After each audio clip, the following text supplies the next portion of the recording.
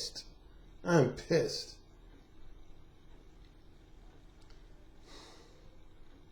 Happy New Year, people. Happy New Year.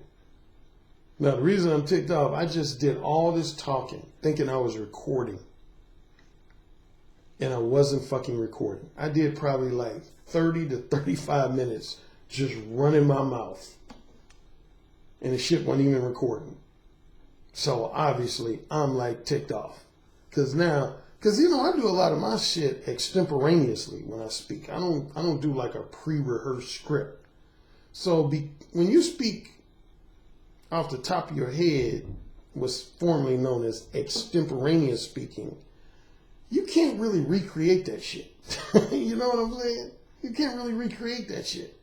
So whatever magical moments I might have had in the first 30, 35 minutes that I tried to record this, they're gone now, man. I mean, they're gone. And this is empty, as you can see. Shit, I already drank this motherfucker, but I'm still got to do my pose, you know.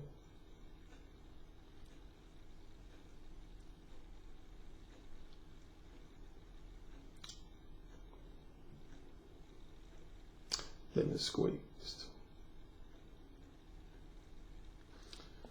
As you see, I'm giving you another angle in my new digs. Another background.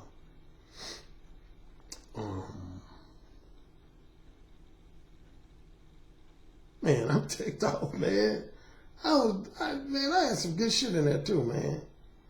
Now the shit's just gone. It wasn't even recorded, man. That's fucked up. Damn. What's the name say in Good Times? Damn. Ah, man. Well, as you know, I got back from Vegas Saturday morning. Man, I don't want to be here. Man, I hated coming back, man. Man, Chicagoland area, it's cold than a motherfucker, man. It's cold than a motherfucker. Let me say that a little bit more emphatically. It's cold than a motherfucker. I hate cold weather. I hate snow. People think if you grew up in the Midwest, you love winter weather or you're at least accustomed to it or easily able to tolerate it. That's bullshit. I hate this shit. I hate snow. I hate below zero weather. Man, I got to get the fuck up out of here, man. I can't. Oh my goodness, man. Yeah, I hate cold weather. Matter of fact, my brother, he's funny as hell. He got this picture of this dog.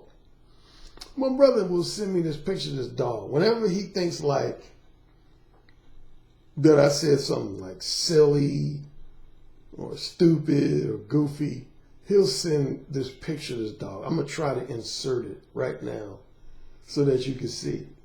I mean, hopefully you'll see the insert I put in once I edit it. Man, when I was in Orlando, Florida in late September, early October, when I first got down there, I texted my brother. I said, man, it's hot as hell down here. It got to be like 95 to 100 degrees. It's hot as hell down here. And my brother texted me back. He said, 90 plus degrees in Florida? That's strange. That's odd. And then he sent me this picture of this dog. Again, I'm going to insert this dog. So the look on the dog's face is just priceless. Like the side-eye look, like, man, this shit's hilarious, man. So recently, when I got back from Vegas, I did the same thing. I texted him. I said, man, it's like below zero here, man. It's cold than a motherfucker, man. And my brother was like, below zero in the Chicagoland area? In December? That's strange. That's odd.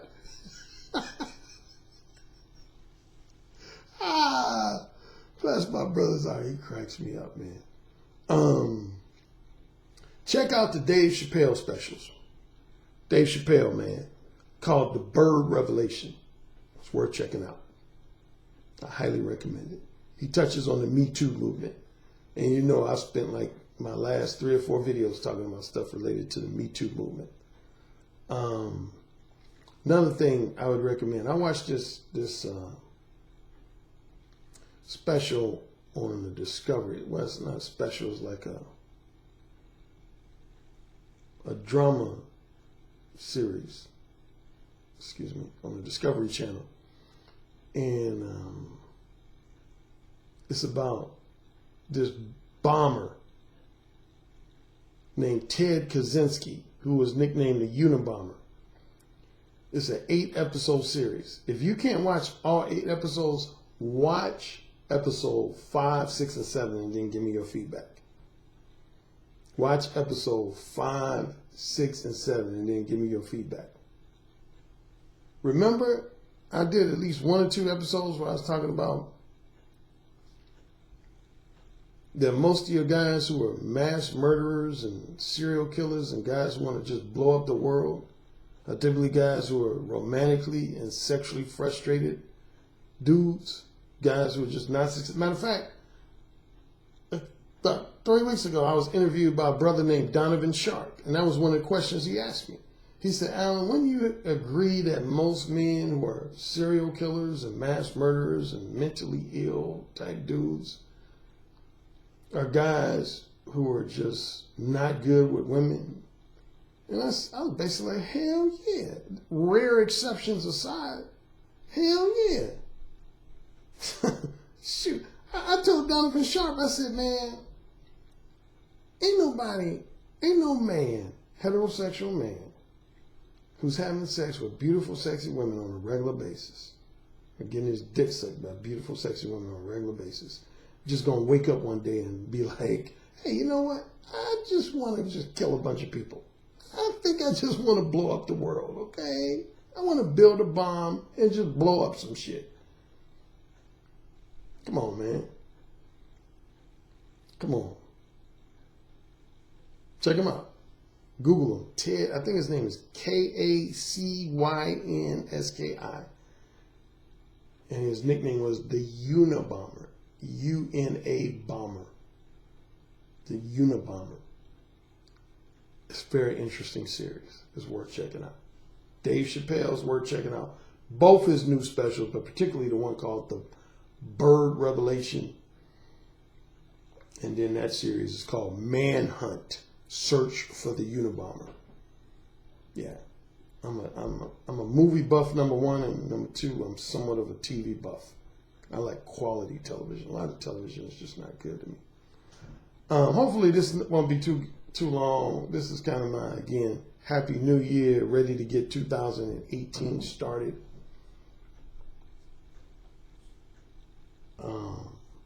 I had a great time working with clients in Vegas. I always love doing my one-on-one face-to-face coaching sessions with guys and helping them in a hands-on way, intensive way.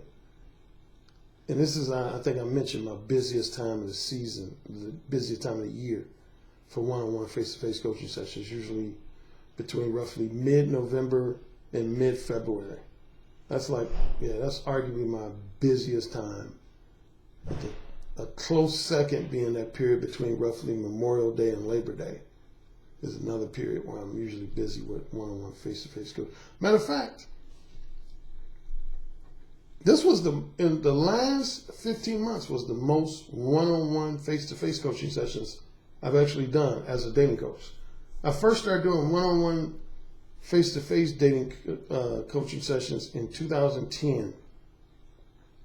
And yeah, I would say since then, the 15-month period starting with October of 2016 through December of 2017, this is the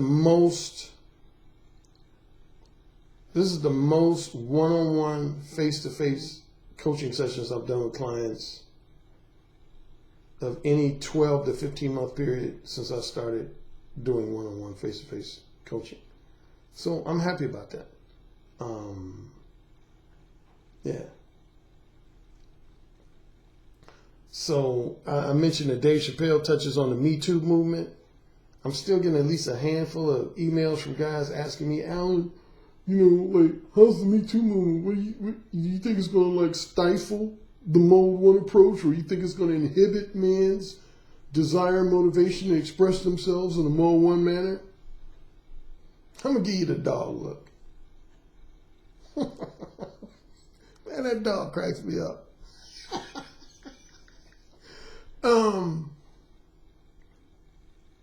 Fellas, man, don't write me no questions like that no more. Seriously.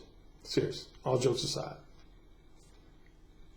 Don't write me any more questions / comments trying to tie in Mode 1 with the Me Too movement.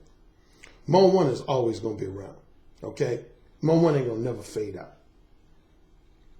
Look at me when I say that. Mode 1 ain't going to never fade out. Ever. Mode 2 behavior will fade out before Mode 1 will. Mode 3 behavior will fade out before Mode 1 will. Mode 1 ain't going to never fade out. Because Mode 1 is your natural verbal communication style anyway. Mode 2, that's social programming bullshit. Mode 3, that's social programming bullshit. That ain't real. That ain't authentic. Mode 1 is real, authentic behavior. It's a real, authentic style of verbal communication. So it ain't going to never fade away. It ain't going to never fade away. Ever. Fuck a Me Too movement.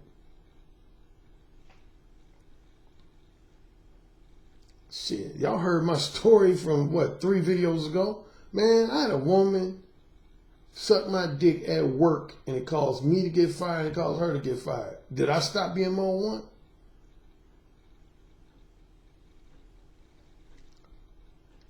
Next.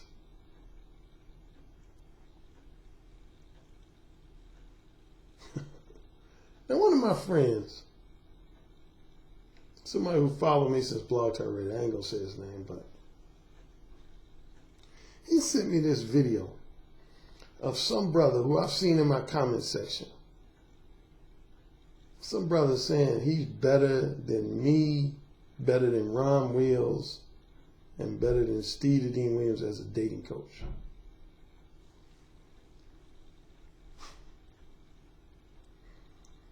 I'm not gonna say his name. I don't even know his real name. I ain't gonna even say his username because I don't want to give him that much attention. But man, all I say is, bless your heart, young brother. Bless your heart. I ain't mad at you. You know, that's how Spike Lee rose in the ranks in Hollywood. He went after people that were more popular than him, more famous than him.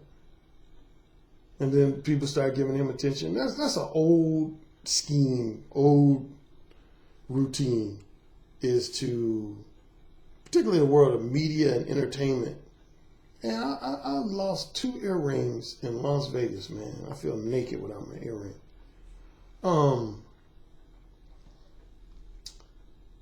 Yeah, man, Richard Sherman, the cornerback for the Seattle Seahawks, that's how he started getting attention. He went after Darrelle Revis. A lot of people do that.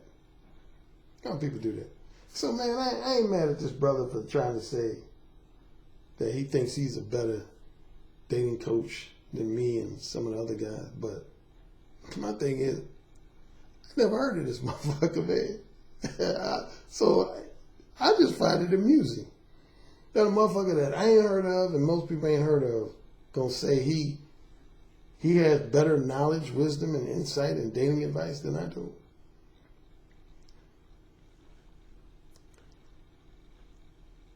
You know how, I mentioned Dave Chappelle, you know how when he had his skits where he played Rick James, one of his classic lines was, "I'm Rick James, bitch. I'm Rick James, bitch." Well, you want to know what my slogan is that's similar to that? I'm on Wikipedia, bitch. Y'all heard me say that before. I'm on Wikipedia, bitch. There's no such thing as being a no-name motherfucker when you're on Wikipedia. Find another black dating coach on Wikipedia. I'll wait.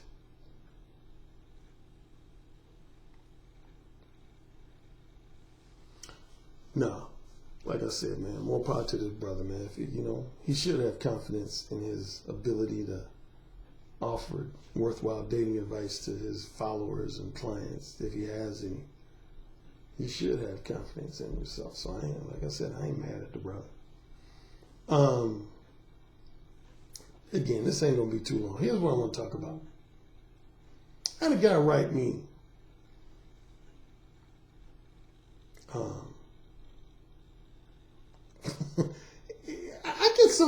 Sometimes I get weird feedback. Oh, speaking of feedback, always give me public feedback below in the comment section, and I have relevant and important links in the description section below. And if you want to give me private feedback, you can write me at coaching@mode1.net, MODEONE.net, or you can write me through my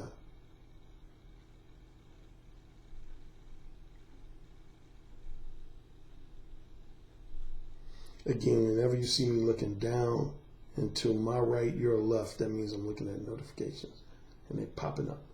Damn, I hate when I lose my. See, that's what I'm telling you. When you speak extemporaneously, like I do on 90% of my videos, I lose my train of thought sometimes. Oh, I know what I'm talking about. This guy wrote, I get a lot of interesting feedback because a lot of guys, if they want to offer me critical feedback, more often than not, they'll compliment me first and then they'll transition into criticize me. I find that most amusing. They won't start off with a criticism. They'll say something like, hey, Alan, I love your books. Your books are great. And, I love your audiobook, The Possibility of Sex. But that said, I watched your video the other day and you came across as like an egotistical dickhead, man. And I just wasn't feeling you, man. You just came across as like an egotistical dickhead. You just came across like a jerk, man, like a narcissistic asshole. That just cracks me up when you compliment me first and then you go in to criticize me.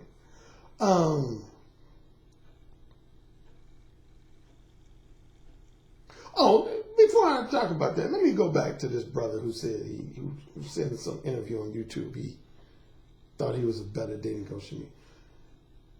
Dating coach is a broad field,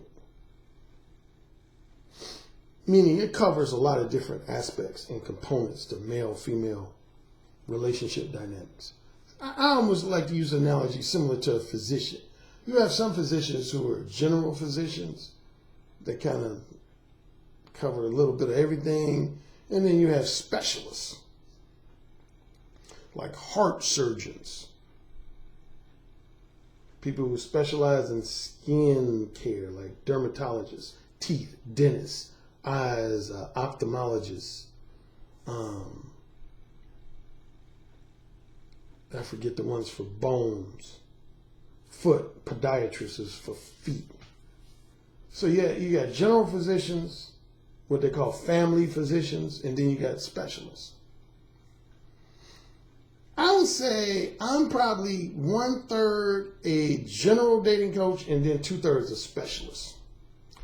My specialty is verbal communication skills.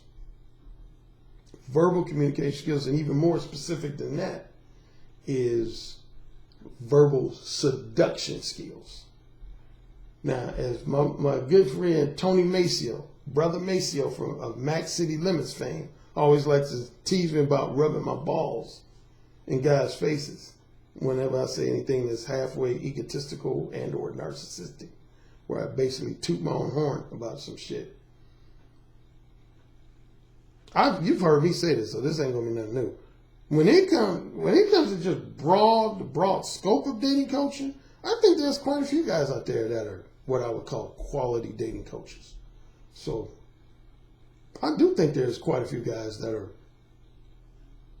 on my level, or maybe even slightly above my level in different areas. But when it comes, I've always said this from day one when I started doing video podcasts and even before I got on YouTube. When it comes to advice related to verbal communication skills and more specifically verbal seduction skills, brother,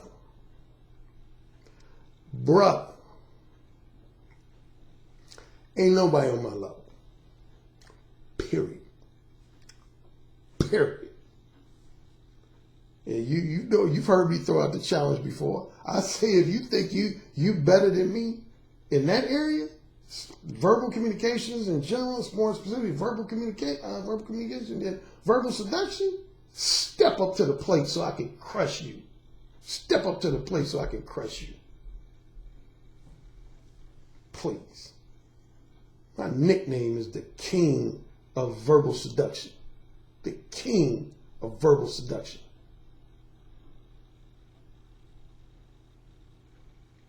I don't know anybody in the dating advice field who's known more for their verbal seduction skills than me.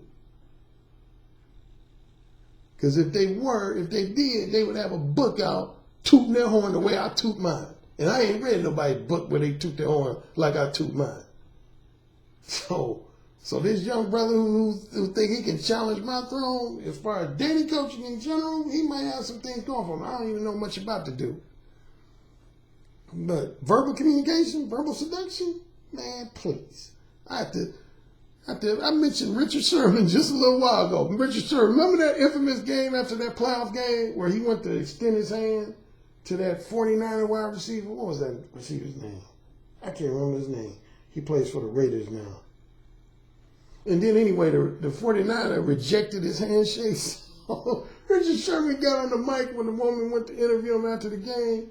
He said, man, don't ever challenge me with your sorry ass receiving ass. Don't ever challenge me. He was like, I'm the baddest quarterback in the league. Don't ever challenge me.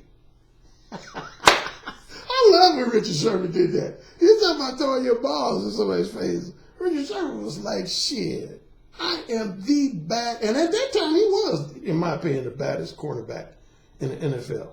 But yeah, when that dude rejected his handshake, man, he said, man, don't ever challenge me, man. It's your sorry ass receiver.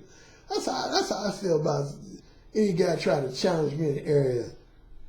Somebody who's a PUA or dating coach try to challenge me in the area of verbal communication skills and verbal seduction skills, man, please. If you give dating advice related to dressing better, what restaurants to go to on dates, and just something else that's not my area of expertise, then more power to you. More power to you. But when it comes to verbal communication, verbal seduction, matter of fact, I'm going to play this clip from a Blog Talk Radio episode. Instead of me tooting my horn, I'll let these brothers toot my horn for me. We're coming down to the last 6 minutes of the live stream, so if you want to get in on this conversation and pose your questions to our special guest, Ron Wills and Black Gnostic Speaks, on our topic, the four cornerstones of game, call in right now, 516-387-1345. Once again, the call-in number is 516-387-1345. Don't forget to hit the number 1 on your keypad. That'll let me know that you want to go live on the air and talk with me, Ron Wills, and Black Gnostic Speaks on the four cornerstones of game. Get in now before we get into the overtime session in just over 6 minutes. Go ahead, Indie Man. You're now on the air. Hey, what's up, y'all? What's going on? Hey.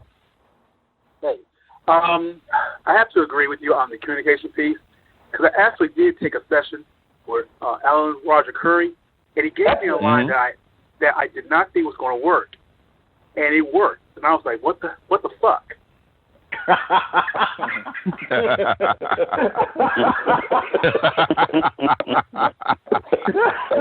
my God, man, he's the master. He's the master of the verbal seduction. He got that communication piece down pat. It really worked. Yeah. It just simply worked, and I just didn't think it was going to work at all. That's the thing I've been trying to tell some guys, because some guys think they do have to look all, look like a male model or something. But if that's why you get some of those dudes, like you said, look like an alien and whatnot, but they got all the women because their sex game is on fleek or whatever they saying now. The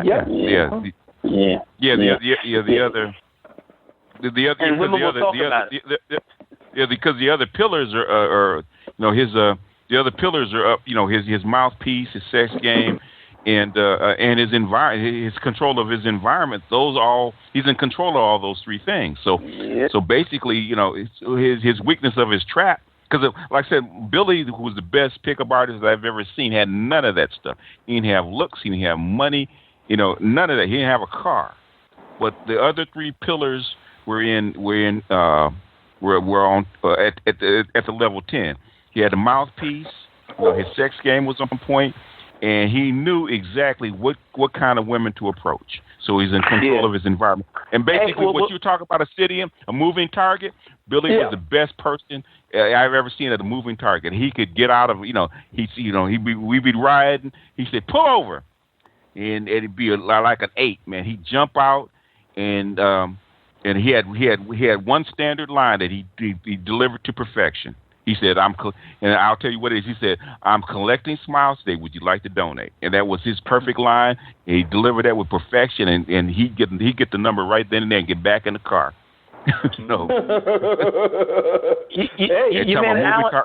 Consistent. You meant Alan Roger Currie.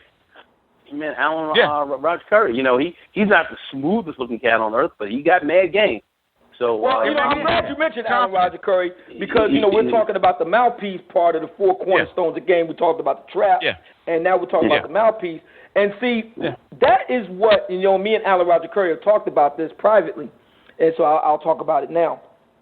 And I was saying to him, the number one thing a lot of black men need to work on very strongly is their verbal communication skills.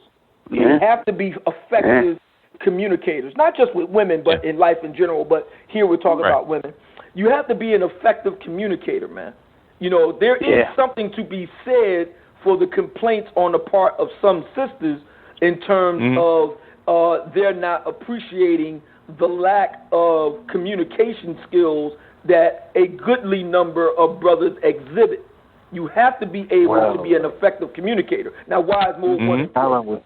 Mode 1 is important because mode 1 is focusing on verbal communication. There's many different forms of pickup. It's like what I read in Neil Styles Strauss's book, The Game. He starts a chapter with the words "pick a dojo." I mean, there's many different styles, man. It's like the Wu-Tang Clan. You got the Hungar style kung fu. You got the flying guillotine. You got the iron monkey style. You got all kinds of shit, man. So there's no one way to do pickup. Now, the mode 1 form of pickup focuses on being upfront, straightforward in your verbal communication in terms of your romantic and or sexual intention in a woman. So in order for you to be effective, you have to first be an effective communicator. You have to be clear. You have to be concise. You have to be direct. You have to be your communication has to be clear and unambiguous. You know what I mean? And a lot of brothers have trouble in terms of being a good verbal communicator. That's why it's so important for you to practice your rap. You got to practice. It has to be the thing about being mode 1. It's got to be delivered properly. You just can't go mode 1 and it have work. You have to. Sometimes it has to be delivered with humor. Sometimes it has to be delivered properly because you can say the same line to 10 different women, and some of it'll work, some of it won't. But you have to deliver it the same line differently to each woman. I really believe in that mode 1 style. I think it really cuts right to the chase. And I think a lot of brothers are afraid. There's a fear factor that's involved as well. And I think that's what holds a lot of people back. I've seen people who had mad game who they were not smooth looking characters, but they just I guess the lack of the term they just didn't give a fuck and they just came in there and just went in. And a lot of women like that. They like boldness. And as much as they try to deny it, they like a bold cat. And I've seen dudes who were not that smooth pull ridiculous looking females with that type of approach. So, boom. I like what the brother said at the end. Did you listen to what he said? Talked about the fear factor. And that's going to be the last segment of my first video podcast of 2018. first I want to correct one or two things that were said by some of the other guys. Mo 1, here's what you got to understand. I heard the brother say he referred to Mo 1 as a style of pickup. And a lot of people, in his defense, a lot of people have described Mo 1 as some type of pickup technique or a seduction technique. But since I'm the one who created Mo 1, listen to me. And you're looking at me, you're listening to me? Okay. Let me say this, and O'Shea Duke Jackson loves when I use the word emphatically. Matter of fact, I heard Stephen A. Smith on ESPN today use the word emphatically. Mo 1 is not a seduction technique. Let me repeat that. Mode 1 is not solely and specifically a seduction technique. Seducing women is part of Mode 1. Just like I would say tires are part of an automobile. But that's not what Mode 1 solely and specifically centers on. That's just one component. That's one component. Seduction, verbal seduction is one component of Mode 1. And it is a very important component. It's a component. But I don't ever want people to think, I definitely don't like for Mode 1 to be referred to as a pickup technique. And similarly, I don't like for Mode 1 to be referred to as solely and specifically a seduction technique. Mode 1 is a style of verbal communication, period. It is a style of verbal communication. Got that? Get it? Got it? Good. That's all it is. Nothing more, nothing less. Mode 1 is a style of verbal communication. If you read my original Mode 1, oh, speaking of Mode 1, Amazon has my updated version of Mode 1 on sale right now on Amazon.com. And it got up to as high as, I want to say, number 6 or number 7 just yesterday. You know, it was number 1 in late April, early May. It was actually number 1 in a category of communication skills. And just a few weeks ago, it got up to as high as number 3. I want to say about 5 or 6 weeks ago, it got up to as high as number 3. Just yesterday, it got up to as high as I think either number 6 or number 7, one of those two. But yeah, it's discounted for the next 4 days, I think.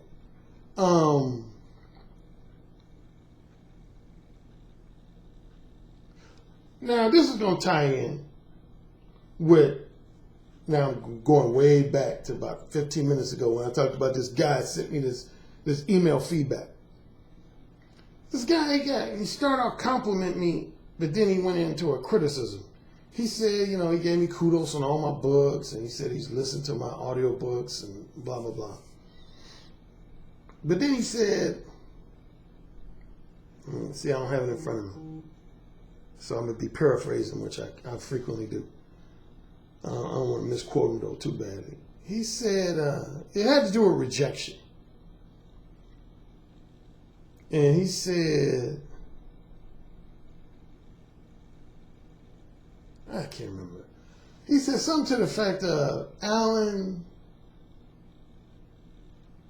I'll just sum it up in real simple terms. He essentially said, Alan, what's the point of being Mode 1 if you're still going to be rejected a lot? He said, you've told guys that you gain confidence just from being Mode 1 in itself, which I have said that. I say just taking action builds confidence. But he said, there's no way you can be confident if you get rejected left and right. And he went on to basically say that what's the point, excuse me for rudely digging in my ear, it itches though.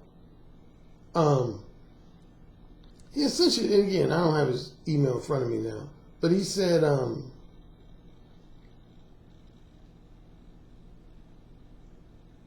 he started bringing up other PUA techniques, talking about this technique, I believe does a better job of preventing rejection. And this PUA's technique, it actually, you know, if not prevents rejection, at least, you know, makes it more palatable or something like that. Look at me and listen. Look at me and listen.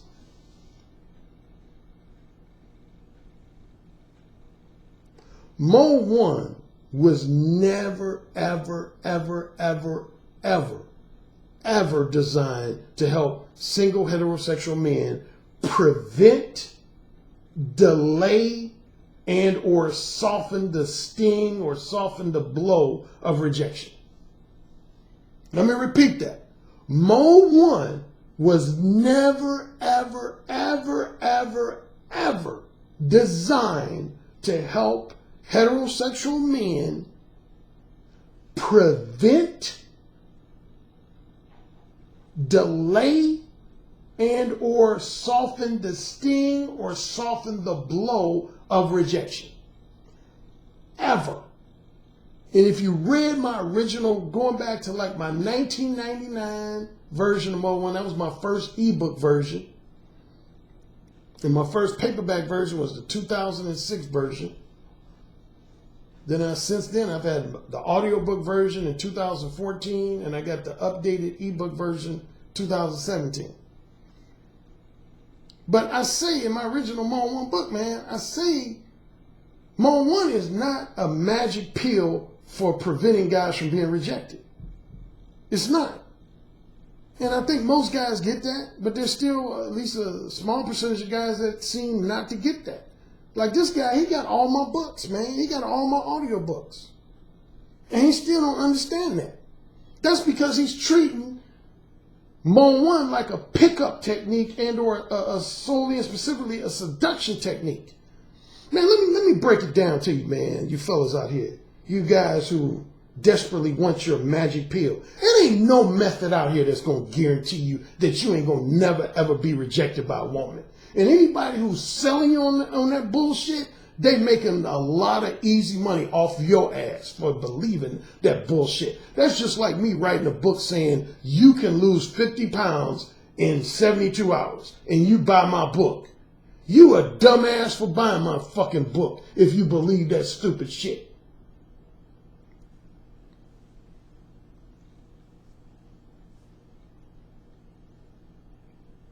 I'm gonna call out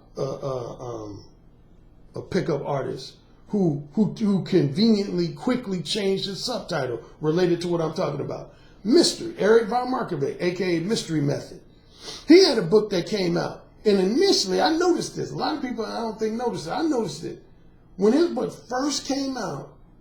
I want to say it was called The Mystery Method, and then it said how to get any beautiful, sexy woman in bed.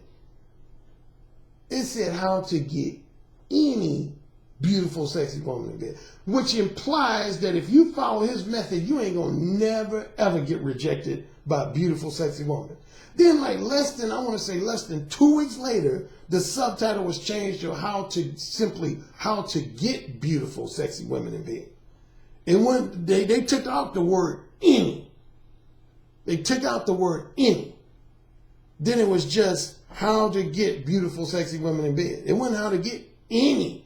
Because see, just that one word, you wouldn't think one word can make that big of a difference. But see, if you put in the word any, what you're saying is if you follow my method, you will never, ever, ever be rejected by a beautiful, sexy woman.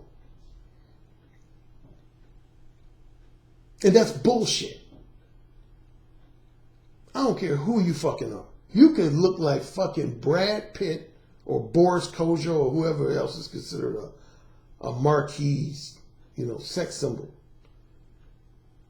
You're always going to have some percentage of rejection. Always. That's going to range from man to man, the exact percentage. But you're going to be rejected by some. Here's the only way, for the most part, to never, ever, ever be rejected by women. You want to know the only way to never, ever, ever be rejected by women? Never approach women. Never initiate a conversation with them. And always wait for them to make the first move on you. And believe it or not, there's a segment of MGTOW guys that actually do believe in that. Yeah, there's a faction of MGTOW guys who subscribe to the MGTOW movement that believe that you should never approach women and never initiate a conversation with them and never express any type of romantic or sexual desires to them first. They believe you should always just sit back and wait for women to make the first move with you. Now, I'll tell you who can get away with that. If you're like a reasonably good-looking and popular and highly desirable celebrity or professional athlete, you can actually get away with that in a major way. You can get away with just basically laying low and waiting for women to always make the first move. But if you're an average Joe Schmo, 95 to 99% chance you ain't going to be able to get away with that. You're just not. I mean, but if you choose to go that route, more power to you. But that's probably the closest, that's about the only method I can think of that will put you in a position to totally avoid being ever rejected by a woman. It's simply to always wait for women to make the first move on you. But other than that, if you're a guy who's willing to make the first move on women, then you got to expect that you're going to be rejected, man. And see, here's a statement that burns me up. And I think this guy who wrote me this particular feedback said this. A lot of guys will say, hey, Alan, I was at the nightclub last night and I was mode 1 with like 7 women and all 7 women rejected me. That means that mode 1 didn't work. I'm going to insert the dog face right here. I'm going to insert my brother's dog face. Man.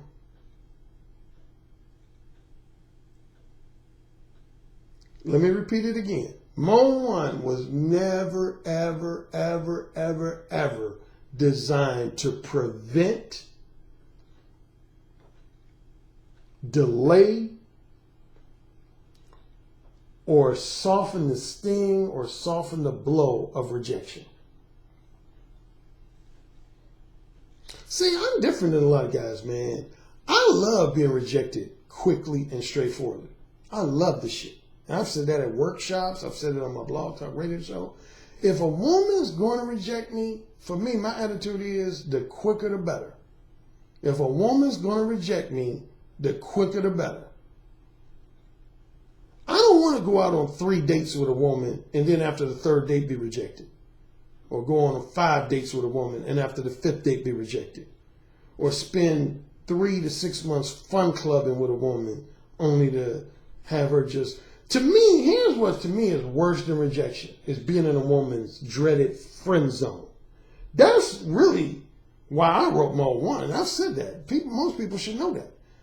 Mode 1, if it was designed for anything, it was more so designed to prevent being friend zoned by women than it was to prevent being rejected by women. That was never my intention in writing Mode 1, is to give guys the hope that they'll never ever be rejected by a woman. But I can pretty much guarantee you, if you're Mode 1 with every woman you deal with, you'll never be friend zoned. I guarantee you that. I would never be able to guarantee you that you won't be rejected, but I guarantee you won't be in no woman's friend zone for a period of days, weeks, months, or years. If you're in any woman's friend zone, I'm going to tell you right now, if you're a man, and right now, this very moment, as I speak, you are in some woman's friend zone, that means you have not exhibited Mode 1 behavior. You have not exhibited Mode 1. That's the only way you can land in a woman's friend zone, is if you're not Mode 1. That's the main reason why I wrote The Possibility of Sex. If there's one book that deals with what I'm talking about right now, is my book, The Possibility of Sex. That's basically the main message of The Possibility of Sex, is when you are not direct with women about your sexual desires, interests, and intentions, or romantic desires, interests, and intentions, that's when you open the door for women to conveniently put you on the shelf. That's what I call it. That's another phrase I use for being in the friend zone. I call that a woman putting you on the shelf, like you put a book on a bookshelf. That's why I'm not in favor of indirect styles of verbal communication. When you're indirect, vague, and ambiguous, you asking to be friend zoned. To me, being friend zoned by a woman in the long run is 10 times worse than being rejected by a woman. Like that guy said at the end of that clip I played. He said basically the thing about Mo One, man, you got to be bold, man. You got to be bold. What does it mean to be bold? To be bold, among other things, to be bold means to put yourself in a position to risk a negative reaction, to risk being rejected.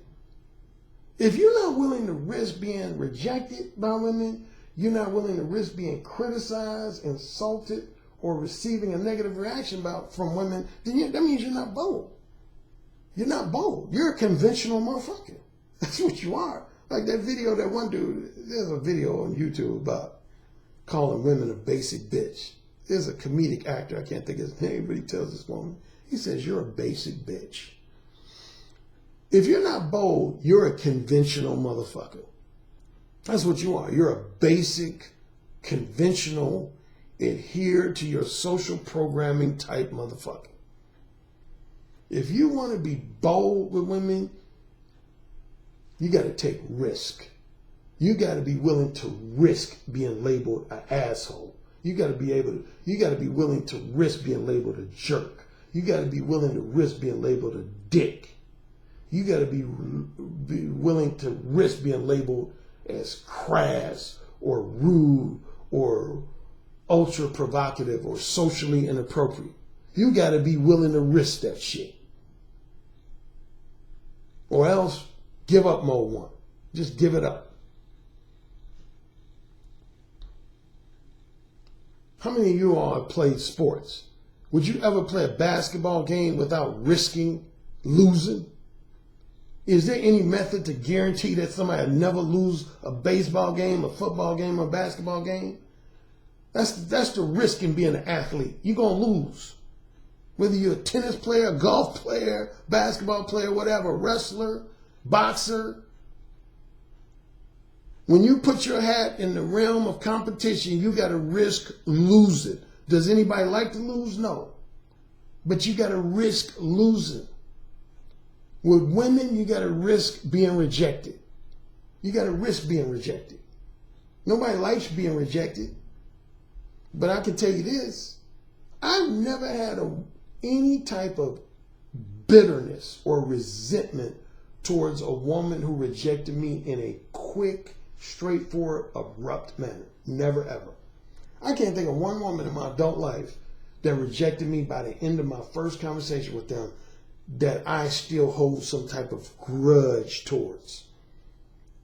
But on the flip side, the women that I allowed to friend zone me because I was fun clubbing with them and I was vague and ambiguous with them,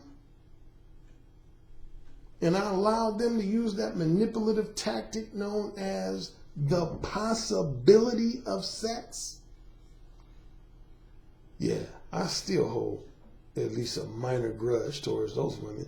But really I shouldn't, because it was my fault for being mode 2 and mode 3. If I would have been mode 1 with those women, the few women that were able to friend zone me, that would have never happened, man. So again, man, for all you guys saying, Mo One, you know, I went to this club and I hit on 5 women, man, they all rejected me. That means Mo One don't work. No, motherfucker, Mo One worked to perfection. Because you found out that 5 women were not interested in sharing your company in any type of romantic and or strictly sexual manner. You found that out. You know for sure now. You don't have to guess. You know for sure. Mo One worked. It helped you identify a rejecter. 5 of them. That's what Mo One does, man. It helps you identify reciprocators. It helps you identify rejectors. It helps you identify wholesome pretenders and erotic hypocrites. And it helps you identify manipulative time wasters.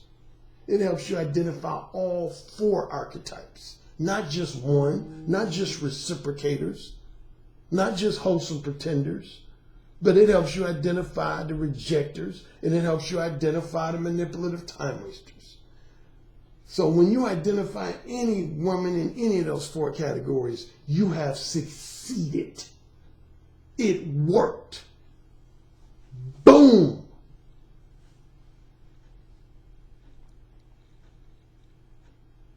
Let me give you the dog face one more time.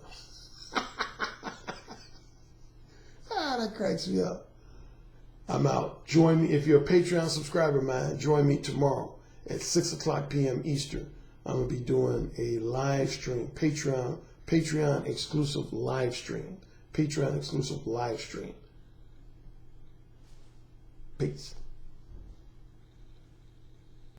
Yes, sir. Say it again. Yes, sir. Who's the king? Alan, you're the king. Say it again. Alan, you're the king. You're dominating me. Say it again. Alan, you're dominating me right now. Mode 1. Mode 1. Daddy, can I go, please? You're the king. Say it again. Oh, king. Oh, you're the fucking king. Yes. Yes. Yes. You're the king, Alan. AKA the king of verbal seduction. You know, it's the tone of your voice, how seductive your intonations are, the vibrations that you could just reach out over the phone lines and stroke a woman's breast just by the sound of your voice, how you could make her pussy so wet just by the sound of your voice. That's actually very hot. So you said my show was what? I said your show is powerful. Oh, say it again. Your show is powerful. I bet the king would fuck me really good. Oh, yeah. Who's the king? Alan Roger Currie. Oh, yeah. Who's the king? Alan Roger Currie. The king. The king. The king.